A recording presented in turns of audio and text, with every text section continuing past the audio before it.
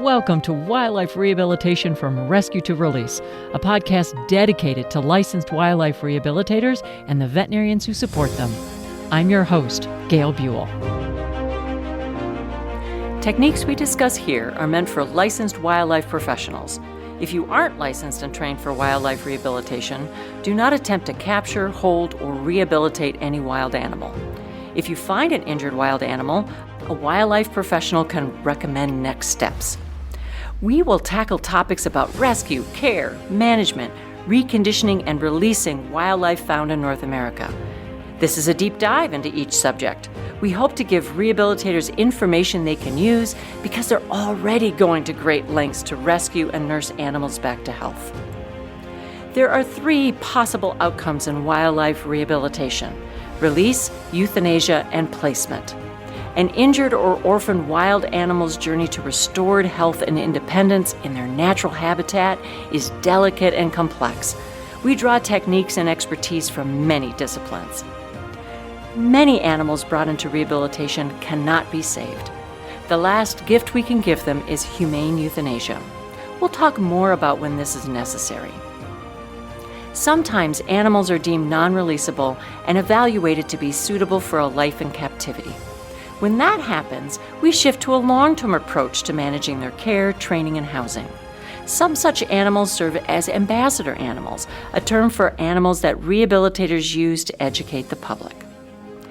Each episode, we'll speak with experts who represent specialty topics across the profession of wildlife rehabilitation, ambassador animal care and management, showcasing best practices. Hello, everyone, and welcome back. Today, we shift focus back to the topic of electronic databases for wildlife rehabilitation. This will be my second interview on databases. If you missed the first, be sure to check out episode 6, where I spoke with Dr. Cara Pierce about the database WildOne. The database we cover in this episode is called RaptorMed. I caught up with creator and founder of RaptorMed, Dr. David Scott. He joined me via Zoom from Huntsville, North Carolina. I think you'll agree, the career path that led Dr. Dave to found RaptorMed is both fascinating and inspiring. So let's dive right into it. All right, well, everyone, I am so excited because I get to talk to the Dr. David Scott. And before we really get into databases and everything, Dr. Scott, could you give our listeners just some of your background and like what you're doing now and how long you've been involved in Raptor rehabilitation? Sure, and thank you for having me here. It's a pleasure to talk to you. I kind of have a very strange background. I graduated college undergrad as an electrical engineer, and I worked for the Department of Defense for many years. I always loved animals, though, and I knew that somehow I was going to be working with them at some point. So about 10 years out, I went back to vet school. And it's funny because when I graduated the first time, I vowed I'd never set foot on the University of Illinois campus again. And then sure enough, 10 years later, there I was back at the vet school. So, and I enjoyed it. I did small animal practice for a while. I did emergency for a couple of years. But, my heart wasn't really in it. I really wanted to get into wildlife. And I was lucky because the U of I had a great wildlife medical clinic, we called it, in school. Mm-hmm. And so I got to play with a lot of great creatures and raptors in particular. And there was always something about them, and I knew that they were going to be in my future. So I practiced for a while, and I did get a little bored, and I went back to engineering. I moved out to California and took a job out there and back with the Department of Defense. And then all of a sudden, and during that time, I had been working as a volunteer, so I would do surgeries for whatever rehab group I happened to live by. So Louisville, Kentucky, there was a group, Raptor Rehab of Kentucky. You probably know Eileen Wicker. Yes. And I worked with them for a while, and it was great. And then this opening at the Carolina Raptor Center opened up. It was going to be their first paid full-time staff vet, and that was, I think, like 2008. And I moved again. I'd moved 3 or 4 times at that point, and that was a great run. The center was really, really small when I started, and we really built it up to something almost internationally renowned. And it was a good 13, 14 years. And I really enjoyed that. I got to help a lot of birds, and it was fun. But all good things come to an end. And about, I don't know, 2 years ago, I decided that I was going to sort of, I say retire with double quotes because there's really no such thing anymore. And so I left the Raptor Center, and I decided I wanted to focus on my RaptorMed program. And I had started that right after I got to the University of Illinois, or to the Raptor Center. So it's about 15 years in now, and it's really grown to be quite an enterprise. And so that's what I'm devoting my time to now. I still volunteer for a local rehab group. In fact, did a surgery on a little great horned owl baby this morning that had fallen out of a nest and broke its leg. Huh. So I get to do both, and I love being able to do both. Yeah, yeah, all your passions, right? Well, I'm glad you led us right into the conversation that I am interested in for today, is talking about databases. So you said that you developed this quite a while ago, over 15 years ago. What was the driver for it? Why? Well, why do it? Yeah, it's a lot of work. It was out of necessity. So I am, most doctors, MDs, whatever, are horrible writers, right? So I realized that it's a requirement. I'd scribble something in a bird's chart or an animal's chart, and I couldn't read it 2 minutes later. And I was thinking, we've got to do something about this. It's all about efficiency, right? And so when you're in the rehab world, resources are really slim: money, time, cage space, number of food, rats and all that stuff. So you have to be efficient. And I realized we weren't. My boss would come in, the director of the center, and he'd say, "Dave, are you busy or slow now?" And I would look at a stack of paper charts, and if it was this tall, I'd say busy, and if it was this short, I'd say not so busy. And I had no idea how many animals I was in charge of, how many I was responsible for. Sure. And it just wasn't the way to go. So RaptorMed was born out of a necessity to kind of streamline some of that stuff. It was just for me to help do my job. I'd never anticipated that it would turn into what it has. And it's kind of neat because the field that we work in is so diverse. People do things so differently. One center works differently than the other. And a database like that really has to be adaptive, and that's one of the things that really makes RaptorMed stand out. So that's what I've been so busy on the last bunch of years, is helping other people, get those levels of efficiency that you just can't do with paper and pencil.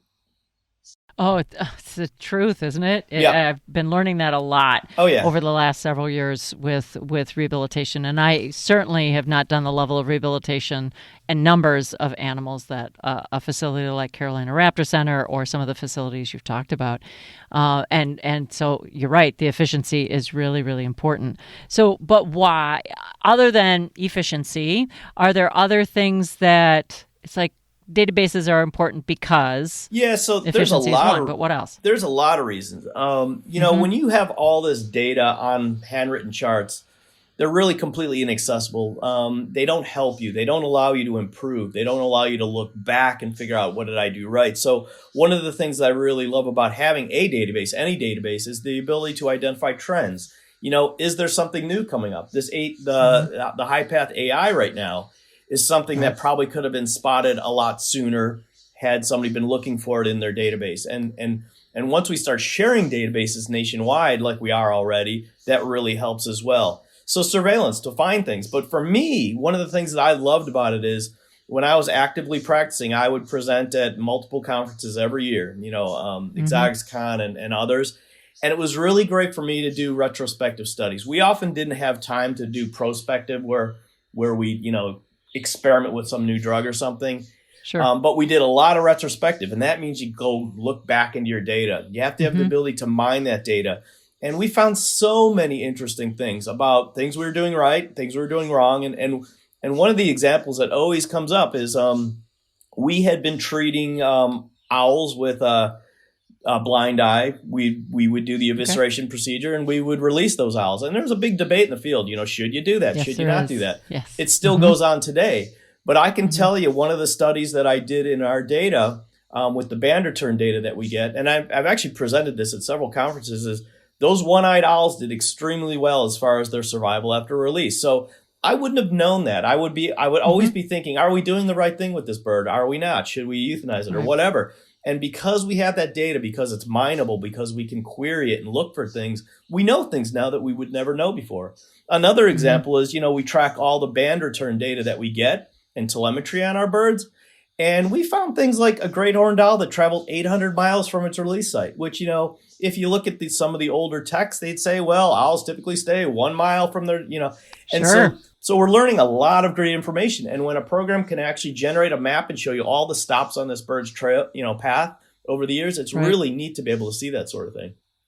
Oh, excellent. Yes. Yeah. And I think definitely not all of us are able to band the birds that we work with or, collar the foxes or whatever that we release for that type of data to come in. But at the same time, mining your own data to improve what you're doing for future animals, I think is very, very important, because I think we get stuck in this anecdotal world. Well, I think it was like this, or that was my impression, but that doesn't mean that that's exactly the way it was. And when people think a certain thing for so long, it becomes set in concrete and you can't change them. And so unless you have data to prove that you're right or wrong, it's hard to improve. And that's one of the things I really liked about that. And this telemetry thing is one of the really neat things, because one of my customers, one of my users, is this big vulture breeding program in South Africa. And they have telemetry on all their birds that go into this move bank database and via satellite. And they would spend 2 hours a day looking at the move bank data. 2 hours for a small team is that's a lot of time. 2 hours a day to look for a bird who hasn't moved far enough today or in the last 12 hours or whatever. And one of the neat things about a system like RaptorMed or others is that you can leverage that data. So now RaptorMed automatically downloads the move bank data for them, and they set parameters, and it'll say this bird doesn't meet the parameters. And now they can go out and check on that bird, because they're all so valuable as individuals. So instead of spending 2 or 3 hours and then driving around to a bird who's fine, the system tells them, hey, this is the one you need to worry about, or that's the one you need to worry about. So they're getting hours back in their day just by being able to, use data like that. And that is on the ground data. I mean, that's like right now data that you can use. So that's amazing. Backing up just slightly. Well, I'm going to talk to you at another time about this place in South Africa. This is amazing. But what kinds of features do you consider really important for a database like this? So the number one is usability. There's a lot of veterinary medical record databases out there, not necessarily for wildlife, but for animals in general. And my girlfriend's in the human medicine field, and they have their own EMRs, electronic, and they're usually horrible. It's amazing how difficult some of these things can be to use. They're obviously, at least it seems to me, that they're created by people who have never really worked in the field and know what needs to be done and how fast and how the workflow works and stuff like that. So usability, number one. If you can't get your job done, or if it slows you down and gets in your way, we have a busy job. We've got poop on our hands half the time. We're dirty. We're all this. And we don't have time to be, playing around with a system that makes more work for us. So, and there's a lot of them out there that do that. And so that for me is a really, really important one. The other one, though, is flexibility. So as I mentioned earlier, every center I've worked with does things completely different. So every one of my installations of my system is actually customized to the way they work.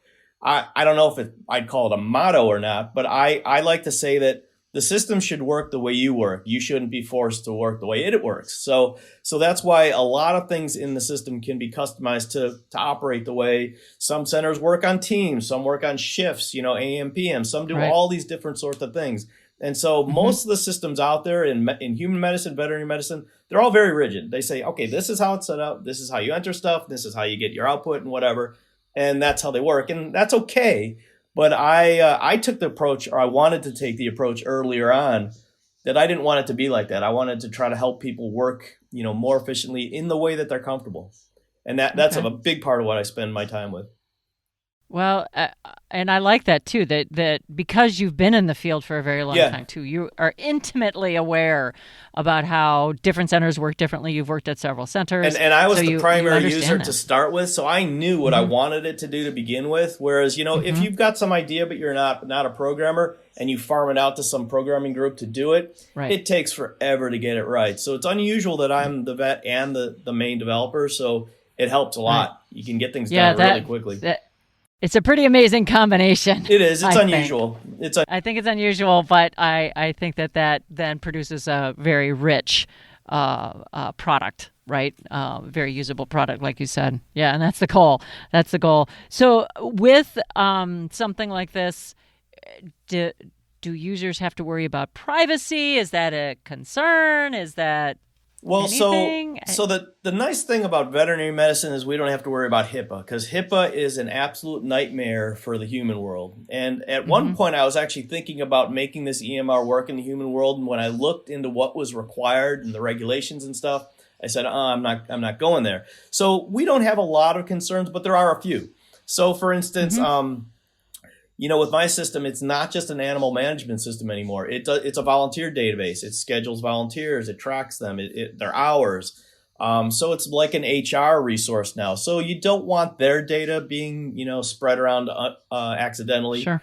You Mm-hmm. also, every time you get an animal in, you get contact info, where the Mm-hmm. bird was from or the animal. And so that stuff you need to keep safe, phone numbers and that sort of thing. So there are some concerns, but it's not nearly like a system that's taking credit card numbers and things like that, where you'd Oh, really have to sure. worry. So Okay. I'm Okay. glad that I've been able to skirt around some of the more thorny kind of things that other types of systems have to deal with. But luckily, we don't have to Mm-hmm. do too much of that. Okay. Oh, excellent. Excellent. But yeah, you're right. With the contact information and volunteers and all of that kind of stuff, you have to think about at least a little bit.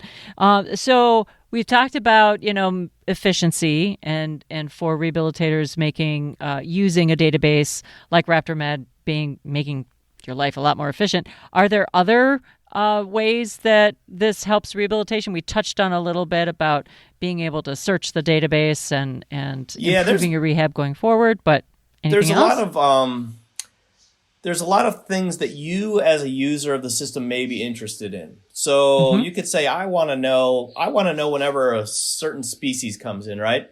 And so you can go in the database and look today. Did anything come in? Did anything come in? Did anything come in? And that's a polling process where you're polling the database to look. But RaptorMed actually allows you to program in things that you are interested in, and it will Mm-hmm. tell you when they happen. So you can be on a cruise in the Bahamas and get a text message on your phone and say, hey, we just got a gunshot peregrine falcon. You said you wanted to know about those. And so it will Sure. tell you that. So you don't have to waste time looking. It will let you know.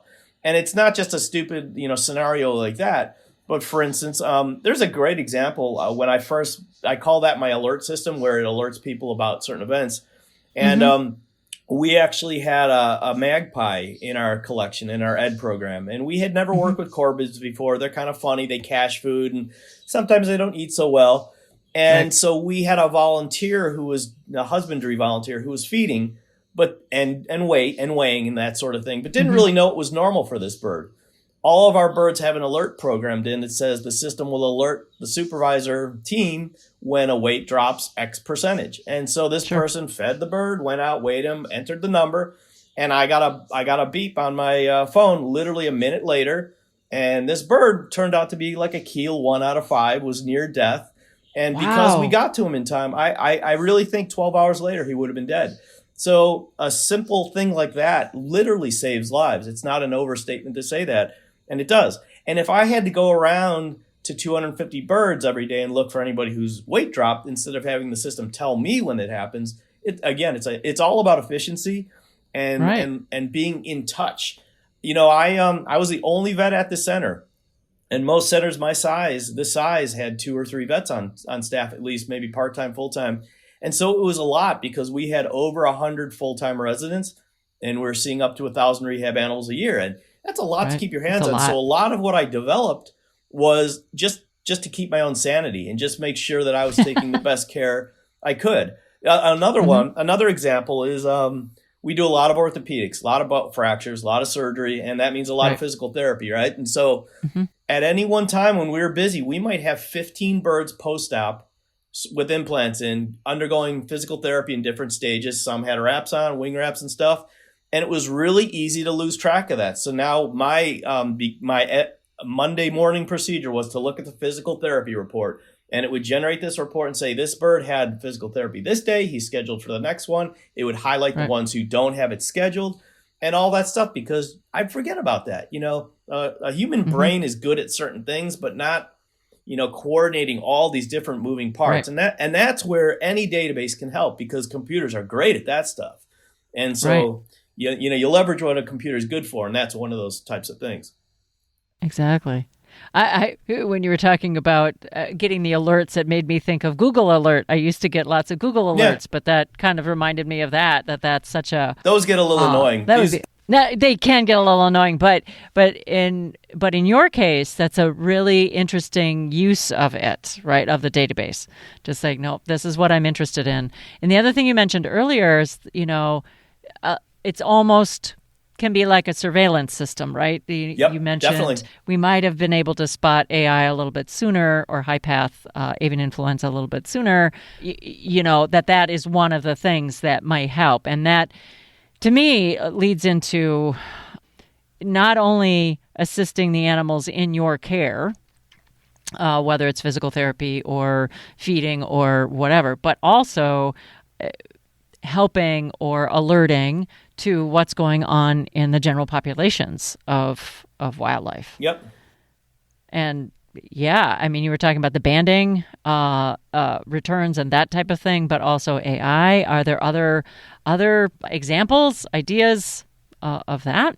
Well, if we're talking about it at the population level, these databases help for a lot of reasons, because with the species of concern that the federal government has, and each state and region has their own, for me, it's really important, because every one of those animals, in my mind, they're all very important. But the species of concern are exceptionally important, especially like these vultures in South Africa, because there's so few of them left. So when we're able to rehab one of those guys and get it back out, it's really great for the animal, for the species, but it's also a great opportunity for the public to be involved in that process. And one of the things we do with our database is it has our release event planner. And so when a bird's coming up for a release, we can plan a location, we can plan an event, and we can invite the public. And we all know that the problems that we deal with our patients in the wildlife world are never going to go away unless people are taught not to do the things that they do. Right. Because 90% of my cases were human induced. And so education, even though to me that's not the exciting part of it, I like surgery and all that great stuff, but it is the most important part. And so if we can use these databases to publish what we're doing, to show the public what we're doing, and that's one of the cool things about RaptorMed, is that it has a public-facing website that you can have a case of the day, and you can show the x-rays, and you can do all this kind of stuff. And what was really great about that also, and again, that was born out of a necessity, because we would get dozens and dozens of calls a day. How's my bird? How's my bird? They call and say, how's my bird? That takes time. If you've got a stack of files and you don't even know if the bird's alive or dead anymore, you have to sort through that. And oftentimes we'd say, well, we don't really know. We'll have to get back to you. And now this database publishes this page to the public, and they can look up their patient, and they can see how it's doing. They can see its x-rays. And the neat thing about it is, when you go to the doctor and get an estimate of your expenses, your EOB, right? RaptorMed has an EOB on there, and it says we've spent this much, and there's a donate button, and so they can click on that donate button and contribute to this animal's care. So it's great because they're involved, and it also allows us not to have to make all these return phone calls and take a lot of time. And one of the cool things is, and this is something that is a little questionable as far as some of my users, we were displaying every little bit of the record, every single entry made every day. And, sometimes bad things go wrong. Sometimes we forget to do some things. And we actually had a member of the public call us and say, hey, my bird was supposed to get, I don't know what it was, a bandage change today, and you forgot to do it. And I looked up in the chart and sure enough, you're right, we did. And so to me, I'm open to that. I know I make mistakes, and I want any help I can get. I know some people would probably be a little scared to do that, but to me, it's great. And again, the public involvement was huge.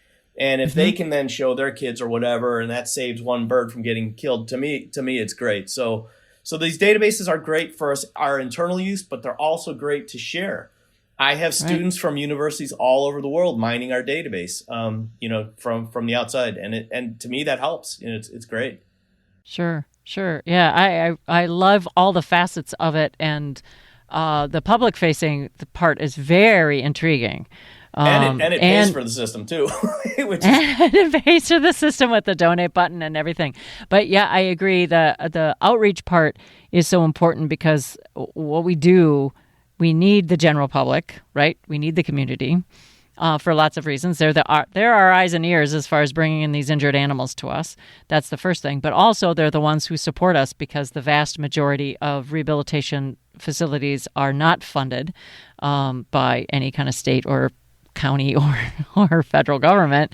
So we need the support in a lot of different ways. And you know what? If we can connect these people with that particular individual animal and teach them, don't do the thing that you did or whatever, but also the more important thing is let's change habitat and let's increase habitat, or let's change views about vultures, for example. Yeah, vultures are a great example. Just misinformation. Misinformation. I think that all that stuff collectively, it really, really helps. And it's amazing that this database actually helps you do that. So that's wonderful. So what other types of, and you've already showcased a lot of the features of this database, but are there other features that if I'm looking for a database that I should think about, or features including quote unquote, I want to say extras, they're not extras, it sounds like modifications on your platform that you would say, hey, you should check out RaptorMed because. Yeah. So when I started at the Carolina Raptor Center back in 2008, we had an access database, we had sticky notes, we had a whiteboard, we had about 10 different Excel spreadsheets doing all this stuff, and nothing talked to each other, of course. And it was a mess. And now RaptorMed is not just an animal management system. It deals with our entire operation. So volunteer management's in there, inventory control.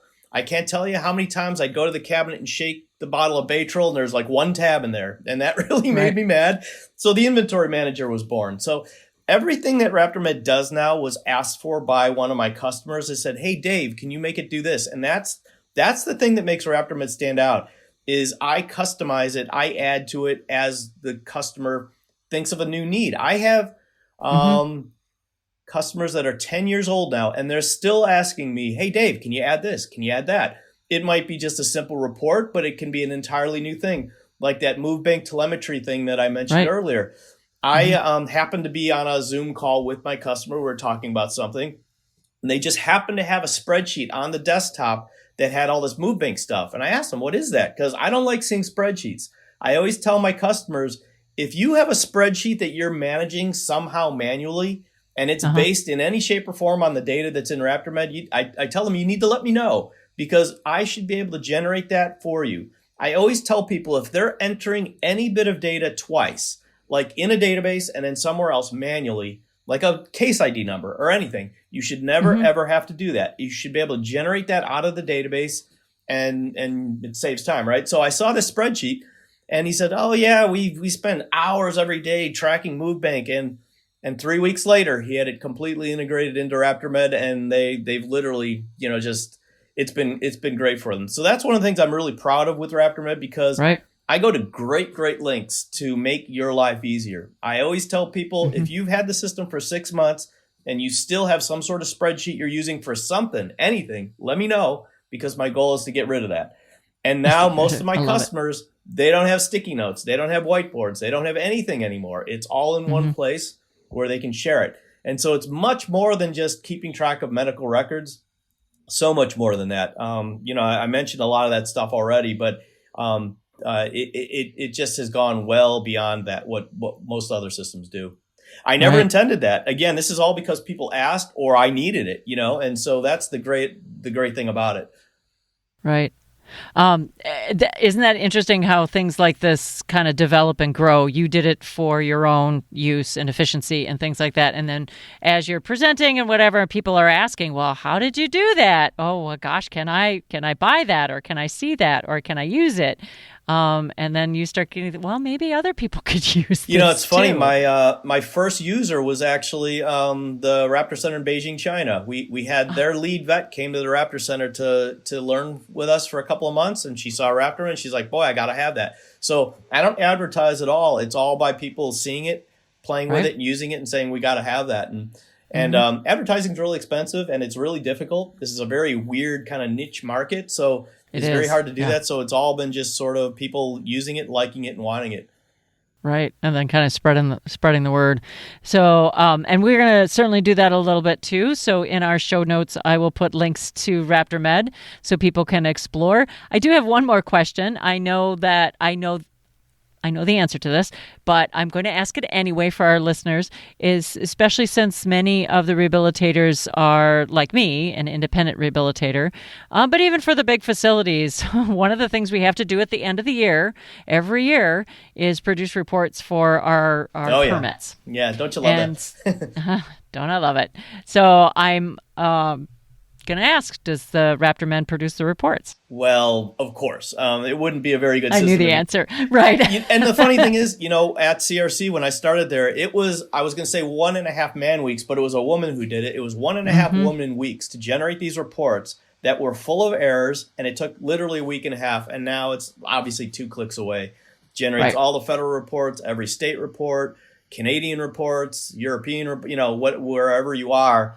And when I set up a new system, I mentioned that there's a lot of customization, and that's because there's a lot of different things that people need, not that they necessarily want, but they're required to do for their local governments and stuff. So I put my new prospective customers through a pretty rigorous interview process to find out everything, what is required. And it's also a great time for them to maybe consider not doing things that they don't need to do anymore, or things that used to make sense but don't anymore. And when you go from paper or Excel or access to a really nice database, things change quite a bit because you can do so much more. And so stuff that were just routine and you just did out of habit often don't need to be done anymore.